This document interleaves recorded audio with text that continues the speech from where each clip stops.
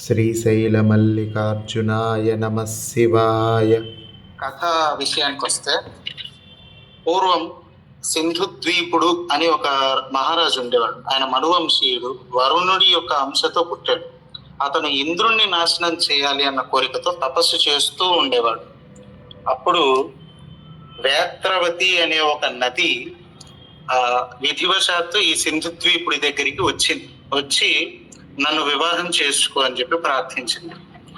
ఆమె యొక్క కోరికని అర్థం చేసుకొని సింధుద్వీపుడు వివాహం చేసుకొని ఆమె వల్ల ఒక పుత్రుణ్ణి కంటాడు.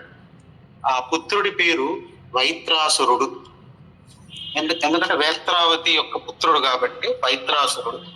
ఈ వైత్రాసురుడు ప్రాగ్జ్యోతిష్యపురాన్ని రాజధానిగా చేసుకొని భూమండలం మొత్తాన్ని ఆక్రమించాడు. అది సరిపోదన్నట్టుగా మేరు పర్వతాన్ని కూడా ఒక్కొక్క ఎత్తుకి ఎక్కుతూ అన్ని లోకాల్ని గెలవడం మొదలుపెట్టాడు. ఇంద్ర యమ వరుణ కుబేరాది దిక్పాలకులందరినీ గెలిచి బ్రహ్మలోకానికి కూడా వెళ్ళారు. అప్పుడు దేవతలంతా బ్రహ్మగారితో కలిసి శివుణ్ణి శరణు వేడాలని చెప్పి కైలాసానికి వెళ్తారు. శివుడు ఈ వైత్రాసురుడి యొక్క బుద్ధిని చూసి అతని యొక్క చావు నా చేతుల్లో లేదు, అతని చావు ఇంకొకరి చేతుల్లో ఉంది అని అక్కడి నుంచి వాళ్ళందరినీ శ్రీహరి వద్దకు వెళ్ళమని, వైకుంఠానికి వెళ్ళమని చెప్తాడు.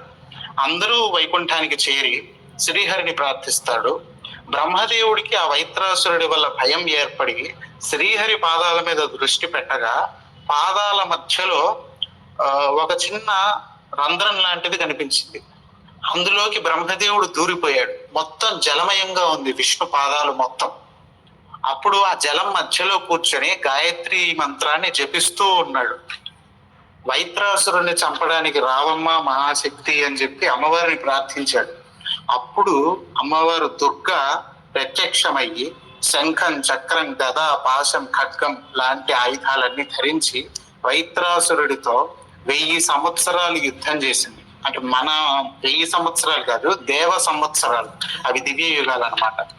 యుద్ధం చేసి వాడిని సంహరించి అటు వెంబటి దేవతలంతా కలిసి అమ్మవారిని ప్రార్థించి, తల్లి ఇక మున్ముందు తర్వాత కల్పాలలో మహిషాసురుడు అనే ఒక రాక్షసుడు పుడతాడమ్మా, వాడిని చంపడానికి నువ్వు మళ్ళీ రావాలి తల్లి, అందుకని నిన్ను హిమాలయాల్లో ప్రతిష్ఠిస్తాం తల్లి అని చెప్పి అమ్మవారిని హిమాలయాల్లో ప్రతిష్ఠింపజేశాడు బ్రహ్మాది దేవతలందరూ. తర్వాత అమ్మవారికి, అమ్మ నిన్ను నవమి తిథి నాడు పూజించిన వాళ్ళని నువ్వు తొందరగా అనుగ్రహించు తల్లి అని చెప్పి బ్రహ్మగారు చెప్పారు. ఓకే, సో నవమి తిథికి చిన్న కథ వరాహ పురాణంలోనే చెప్పుకున్నాం. రేపు దశమి కాబట్టి చాలా మందికి ప్రసాదం విషయంలో చిన్న సందేహం రావచ్చు. ఇక్కడ దశమి గురించి కూడా ఒక కథ ఉంది.